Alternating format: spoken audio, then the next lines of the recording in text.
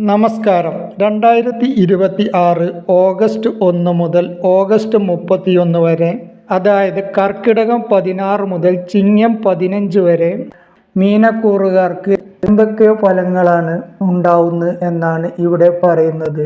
August മാസത്തിലെ ഗ്രഹനില പരിശോധിക്കാം.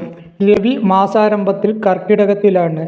August 17 സ്വന്തം ക്ഷേത്രമായ ചിങ്ങത്തിലേക്ക് മാറി വരികയാണ്. കുജൻ ഇടവത്തിലും ആഗസ്റ്റ് 2 മിഥുനത്തിലേക്കും മാറുകയാണ്. ബുധൻ മാസാരംഭത്തിൽ സ്വന്തം ക്ഷേത്രമായ മിഥുനത്തിലും 5 കർക്കിടകത്തിലേക്കും 22 ചിങ്ങത്തിലേക്കും മാറി വരുന്നു. ശനി മീനത്തിലാണ്. രാഹു കുംഭത്തിലും കേതു ചിങ്ങത്തിലുമാണ്. വ്യാഴം അതിൻ്റെ ഉച്ചരാശിയായ കർക്കിടകത്തിലാണ്. ശുക്രൻ അതിൻ്റെ നീചരാശിയായ കന്നിയിലുമാണ്. കുജൻ 2 ശത്രുക്ഷേത്രത്തിലേക്കാണ് മാറുന്നത്. എന്നാൽ ബുധൻ ഇപ്പോൾ സ്വന്തം ക്ഷേത്രത്തിൽ നിൽക്കുകയും 5 ശത്രുക്ഷേത്രത്തിലേക്ക് മാറുകയും 22 വീണ്ടും ബന്ധുക്ഷേത്രത്തിലേക്ക് വരികയുമാണ്. മറ്റുള്ള ഗ്രഹങ്ങൾ ഈ സമയത്ത് മിത്രക്ഷേത്രത്തിലുമാണ്.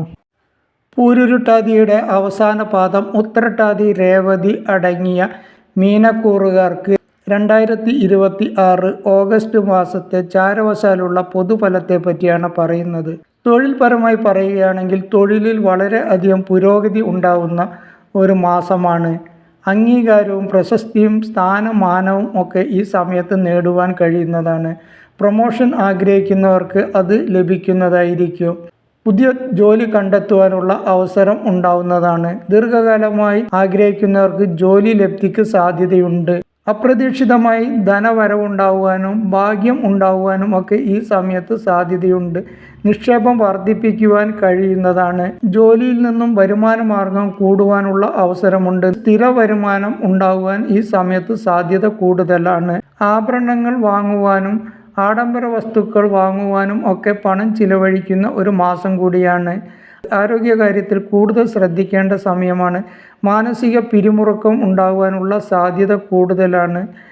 ജന്മശനി നടക്കുന്ന സമയം ആയതുകൊണ്ട് തന്നെ പൊതുവെ ആരോഗ്യകാര്യങ്ങളിൽ ശ്രദ്ധിക്കേണ്ട സമയം ആണ്. വീട്ടിൽ മുതിർന്നവർക്ക് അല്ലെങ്കിൽ പങ്കാളിക്ക് ചെറിയ രീതിയിലുള്ള അസുഖങ്ങൾ ഉണ്ടാകുവാനും സാധ്യത കാണുന്നുണ്ട്. കുടുംബപരമായി പറയുകയാണെങ്കിൽ അത്ര നല്ല സമയമല്ല. പങ്കാളിയുമായി തർക്കമുണ്ടാകുവാൻ സാധ്യതയുണ്ട്.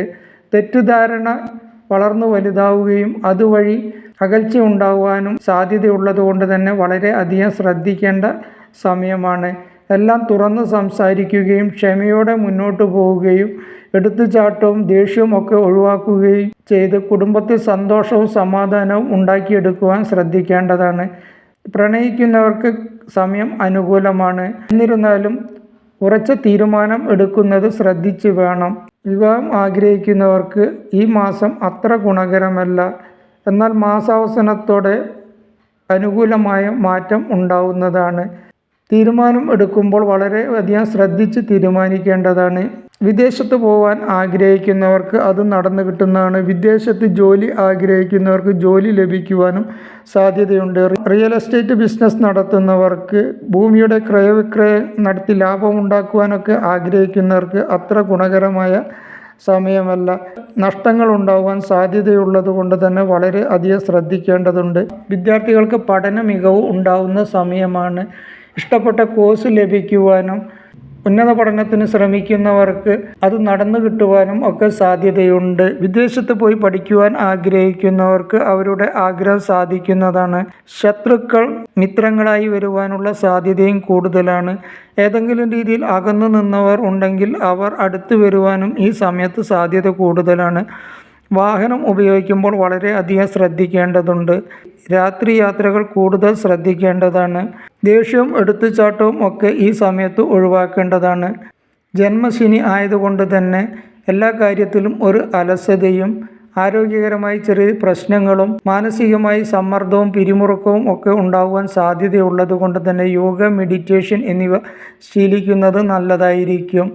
ഈ മാസത്ത് ഉണ്ടാകുവാൻ സാധ്യതയുള്ള ദോഷഫലങ്ങൾ കുറഞ്ഞു കിട്ടുന്നതിന് വേണ്ടി ശാസ്താക്ഷേത്ര ദർശനം നടത്തുകയും എള്ളുതിരി, നീരാഞ്ജനം എന്നിവ കത്തിക്കുകയും വിഷ്ണു ക്ഷേത്ര ദർശനം നടത്തുകയും വഴിപാട് ചെയ്യുകയും വിഷ്ണു സഹസ്രനാമം ജപിക്കുകയും ഹനുമാൻ ചാലീസ കഴിയുമെങ്കിൽ ദിവസവും ജപിക്കുകയും ഒക്കെ ചെയ്ത് ദോഷഫലങ്ങൾ ലഘൂകരിക്കുവാൻ കഴിയുന്നതാണ്.